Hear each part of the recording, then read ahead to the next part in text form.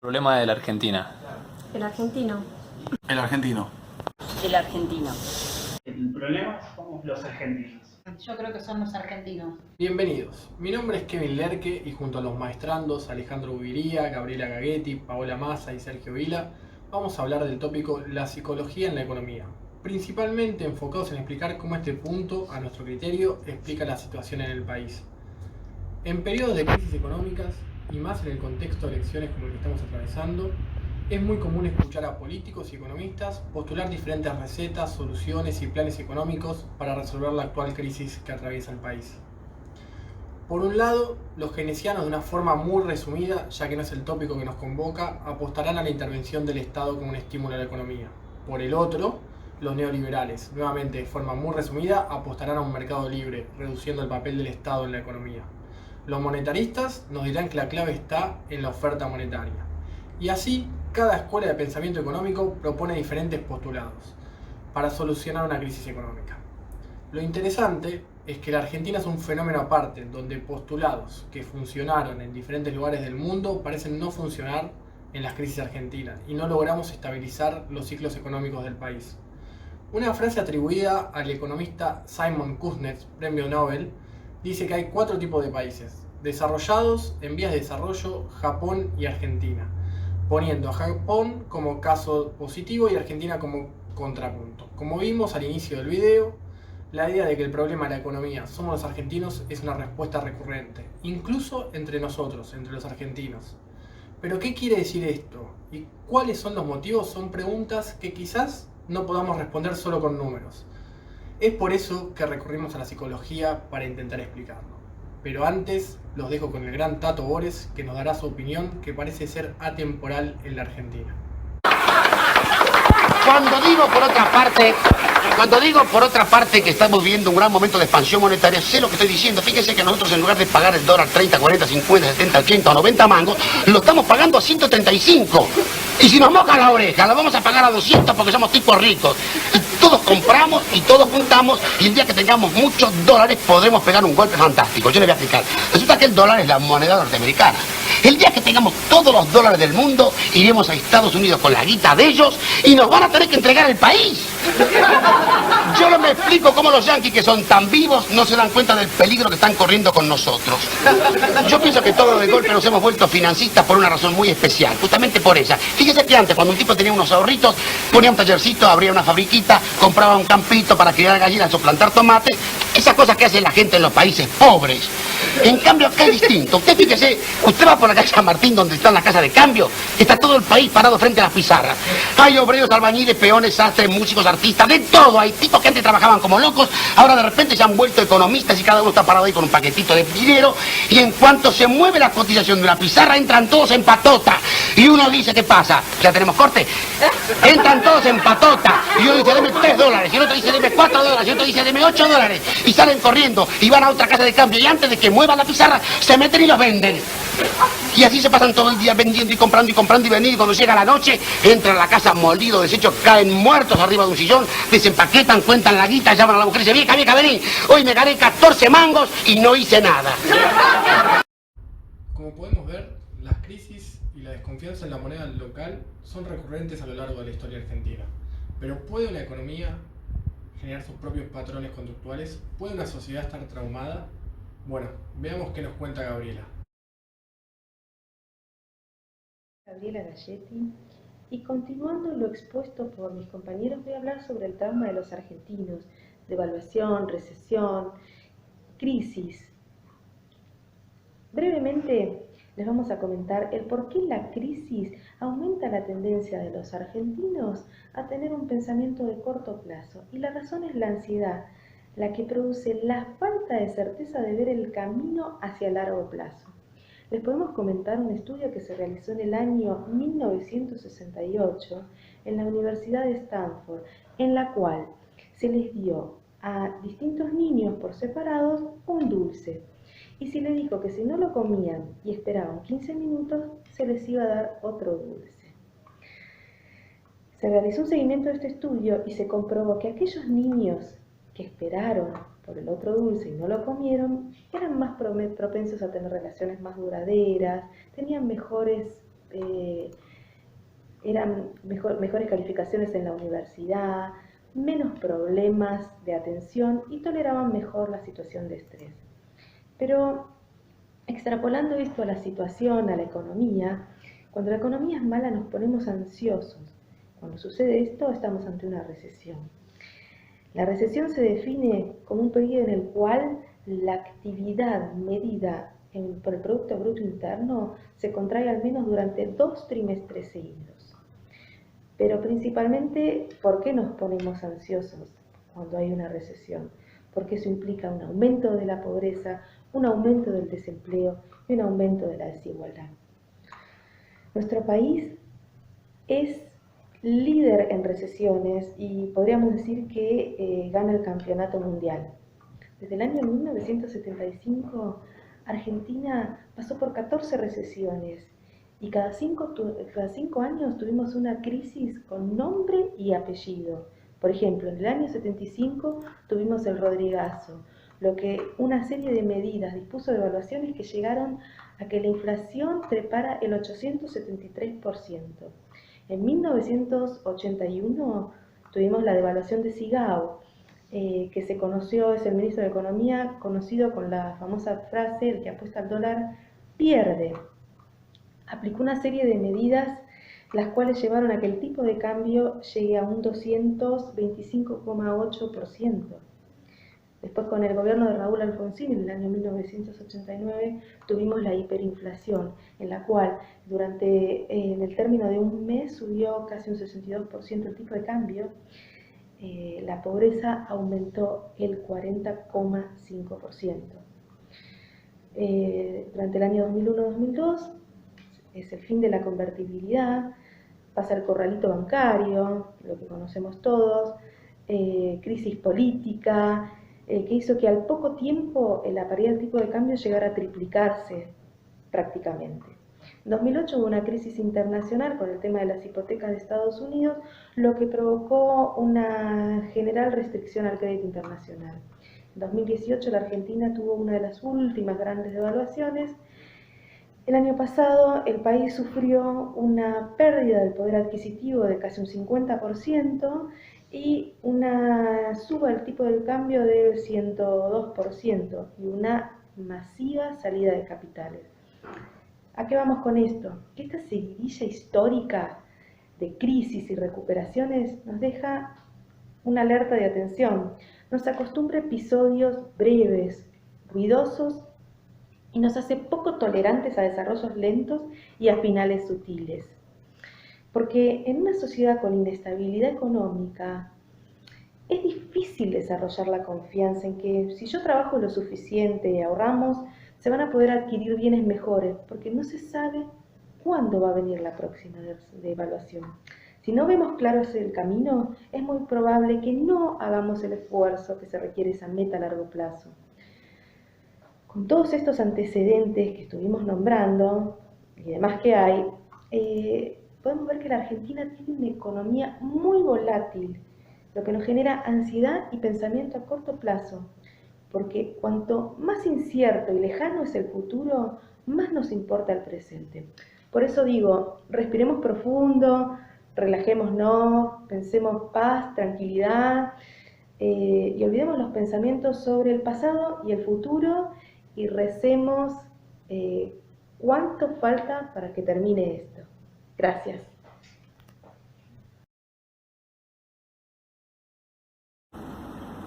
Hola, mi nombre es Sergio Vila. Voy a explicar cómo es vivir en un país en crisis permanente y cómo repercute en la manera de pensar. Vivir en un contexto de crisis, y hablando en particular de Argentina, que vive en crisis constantemente, lo que genera en las personas y en la sociedad es una sensación de incertidumbre, que a raíz de esta se despiertan diferentes síntomas y modos de accionar frente a las decisiones. Cuando hablamos de incertidumbre, esta genera ansiedad por no tener un norte definido, y para esto vamos a explicar qué es la ansiedad según el diccionario. La ansiedad es un estado mental que se caracteriza por una gran inquietud, una intensa excitación o una extrema inseguridad, acompañada de angustia y otras enfermedades, en especial ciertas neurosis. El último estudio realizado por el Estudio de Epidemiología en la Salud Mental, que se realizó en las 7 ciudades más grandes del país, que incluyó casi 4.000 participantes mayores de 18 años, representativos de un 50,1% de los adultos residentes, dice que los trastornos de ansiedad representan la patología más frecuente en los argentinos. Más del 16% padece de este mal.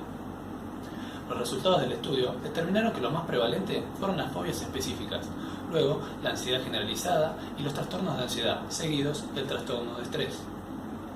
Esta ansiedad que existe en la sociedad, apoyada en los hechos que ocurrieron en el pasado, generaron que la sociedad tenga una conducta, visión o modo de pensar a corto plazo, donde se focaliza en lo que puede hacer ahora, en este preciso momento, sin aceptar resignar un placer del ahora por un posible mejor placer futuro, basado este accionar en la historia que le enseñó que muchas veces lo que no se hace en este momento es posible que no lo pueda hacer más adelante o al mismo precio, debido a la alta volatilidad del tipo de cambio. Vale decir que la Argentina tiene una crisis cada 5 años, lo que refuerza este pensamiento y hace que cada vez nos cueste más pensar en el futuro. Un ejemplo de una decisión a corto plazo es la de comprar un automóvil, como modo de ahorro. Por más de que el mismo nos genere altos costos de mantenimiento, este accionar tiene relación con lo que mencionaba anteriormente, el pensar en el ahora. Uno capaz que piensa que no va a poder acceder nunca a una vivienda en el futuro, entonces decide adquirir un bien en este momento para poder disfrutarlo. Otro ejemplo también es el ahorro en moneda extranjera, los dólares, por poner un ejemplo, no con un fin específico, sino con el objeto de no perder el valor de la moneda. Todas estas medidas que se toman a corto plazo están fundadas básicamente en la experiencia pasada, en donde existieron momentos en que la inflación era tan alta que el sueldo alcanzaba solamente para unos pocos días, en donde nos obligaba a tomar decisiones con velocidad pensando en el ahora, en el inmediato, con el riesgo de que no alcance directamente para nada si uno se demoraba en la toma de decisiones. Por poner un ejemplo, esto ocurrió en la época de Alfonsín. Estos actos manifiestan lo que somos por nuestra historia, dado que no podemos ver más allá. Estos ejemplos existen desde hace décadas y se trasladaron de generación en generación, gracias a que con el paso del tiempo la situación no se ha modificado.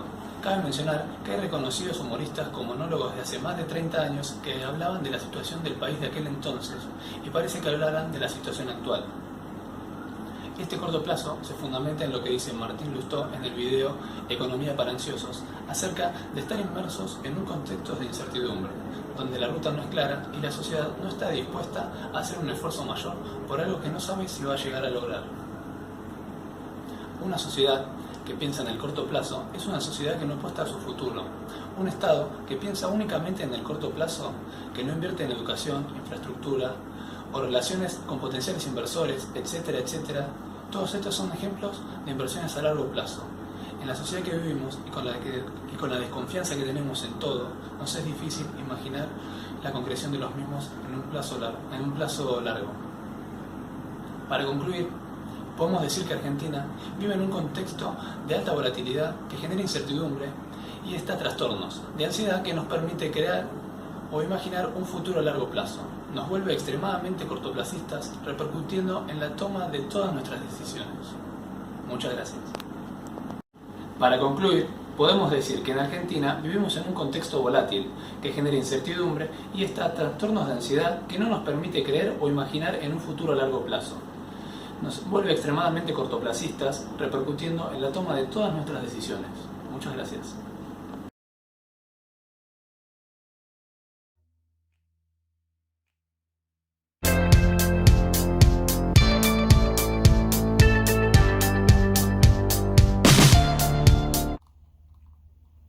Volviendo a lo que comentaba Kevin en el inicio de nuestra exposición y yéndonos al año 1971, donde el Premio Nobel de Economía Simon Kuznets afirmó que había 4 clases de países de acuerdo a su desempeño económico.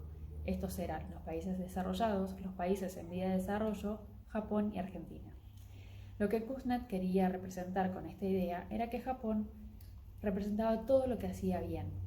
Había partido de una situación económica catastrófica tras la Segunda Guerra Mundial y se había logrado convertir en la segunda potencia económica del mundo. Hoy es la tercera luego de China. Y Argentina, por el contrario, un país rico en recursos naturales, había seguido exactamente el camino inverso. Ahora bien, Japón es un país donde encontramos una economía con deflación, seguramente por su exceso de oferta de bienes y servicios con respecto a la demanda. Pero ante todo cabe definir el concepto de deflación. La deflación o la inflación negativa es un descenso generalizado y prolongado de los precios de bienes y servicios motivado por un decaimiento de la demanda y un exceso en las capacidades productivas. En la Argentina, por el contrario, encontramos una economía inflacionaria, tal vez por su falta de bienes y servicios con respecto a la demanda. Y siguiendo con las definiciones, la inflación es precisamente el aumento generalizado y sostenido del nivel de precios existentes en el mercado durante un periodo de tiempo cuando el nivel general de precios aumenta. Es decir, que la inflación refleja la disminución del poder adquisitivo de la moneda. Si los japoneses tuviesen una conducta más consumista, tal vez su población sería mayor y menor sería la falta de mano de obra. Si los argentinos lograran construir una tendencia al ahorro, tal vez su inversión sería mayor y el desempleo disminuiría fuertemente. La certeza que el dinero valdrá más en el futuro incentiva al ahorro en Japón, lo que ayuda a disminuir aún más los precios de los bienes de consumo y también aumenta la cantidad de dinero en los bancos destinados a préstamos. Todo lo contrario sucede en Argentina. Argentina y Japón continúan confundiendo a los economistas. ¿Por qué los nuevos y audaces lineamientos de política económica no han logrado cambiar los viejos hábitos en sus economías? Recientemente, The Economist ha publicado un artículo el cual nos puede ayudar a pensar con mayor profundidad las causas de la deflación en Japón y sobre todo lo que más nos interesa a nosotros, la inflación en Argentina. En este artículo se preguntaba por qué la inflación es tan alta en un país y tan baja en el otro. En Argentina los precios al consumidor fueron 40% más altos en febrero que el año anterior, el aumento más rápido desde 1991. Y en Japón, durante el mismo periodo, la inflación fue inferior al 0,2%, lo que equivale a la tasa más baja desde 2016. La inercia en ambos países es desconcertante. La inflación se ha mantenido baja en Japón a pesar de un mercado laboral con bajo nivel de desempleo y alta en Argentina a pesar de una economía en rápida contracción. Su PBI se contrajo en más del 6% en el cuarto trimestre del 2018, en comparación con el año anterior. Los dos países desconciertan a los economistas. Pensar que en el año 1950 el PBI per cápita de Argentina era 3 veces mayor al de Japón, pero en el año 1970 el PBI por persona de Japón eclipsó al de Argentina y ahora es aproximadamente el doble. El éxito de Japón y el fracaso argentino desafiaron las predicciones. Si nos ponemos a pensar que uno era un país rico en recursos naturales, tanto que el otro no lo era. Tanto en argentinos como en japoneses, los recuerdos del pasado crean profecías autocumplidas. Los tenedores de la moneda argentina tienen muchas cicatrices como la hiperinflación, la devaluación, el default y el corralito que congeló sus depósitos en el año 2001. El yen, en contraste, se considera un refugio seguro. Cuando hay problemas, los inversionistas se apresuran a escapar de la moneda argentina, mientras que los japoneses huyen a los suyos. La caída reciente en el peso, que ya solo en el año 2018 había caído un 50%, es una de las causas del reciente resurgimiento de la inflación. Las apreciaciones periódicas del yen han tenido el efecto contrario en Japón. En ambos países, los trabajadores exigen que su salario siga el ritmo de las presiones de precios que sienten y no la inflación que promete el Banco Central. Las grandes empresas y sindicatos de Japón establecieron acuerdos salariales que toman como punto de referencia para otras partes de la economía. Empresas como Panasonic, Hitachi y Toshiba han ofrecido este año incrementos en el pago base de solo el 0,3%. Y Argentina tiene un sistema de negociación llamado las paritarias. Algunos economistas esperaban que se produzca este año aumentos salariales entre el 30 y el 35%, lo que ayudaría a mantener la inflación alta.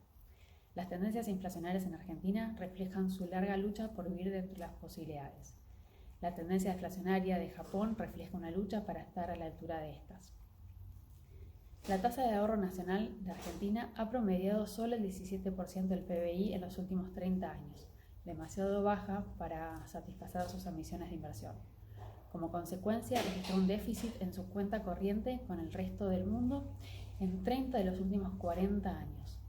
Japón, por otro lado, ha tenido un superávit desde 1981 y ahora es el mayor acreedor internacional neto del mundo. A pesar de algunos signos de cambio, las corporaciones de Japón todavía acumulan efectivo y otros activos financieros en lugar de salpicar los salarios más altos o los dividendos que una economía rica puede pagar. Así podemos concluir que hay 4 tipos de países en el mundo: los desarrollados, los subdesarrollados y economías en cada una de estas 2 categorías que piensan que están en la otra.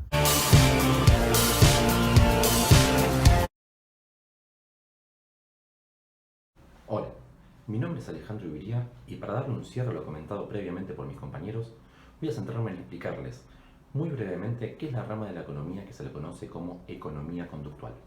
La economía conductual o economía del comportamiento es el estudio de cómo los factores psicológicos, sociales o cognitivos afectan a las decisiones económicas de los individuos.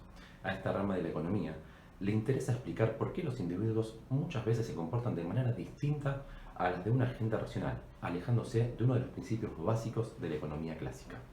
Es una rama de la economía en la que se produce una fusión entre la economía, la psicología y la sociología.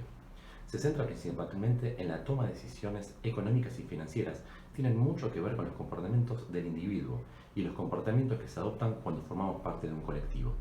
La economía conductual rompe con una de las leyes más importantes de la economía básica, que es que el individuo siempre toma decisiones de forma racional.